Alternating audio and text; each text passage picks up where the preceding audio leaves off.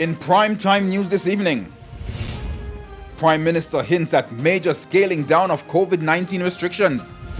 Government tables $912 billion budget. Political fanfare. How the COVID-19 pandemic impacted the ceremonial opening of Parliament for the second year. I'm Jamaica Maitland. Governor General delivers throne speech, but is it more of the same? The critique from the opposition. I'm Bashan Brown and I'll have the details.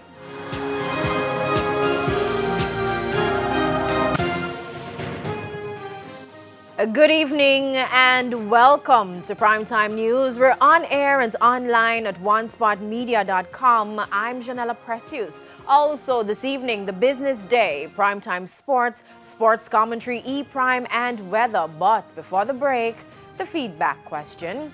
And this evening we're asking, what are your views on government's plan to possibly discontinue the use of the Disaster Risk Management Act and return the country to full productivity? You can share comments online, facebook.com/Television Jamaica, and tweet us at TelevisionJam1. Please stay with us. Primetime News returns after this break.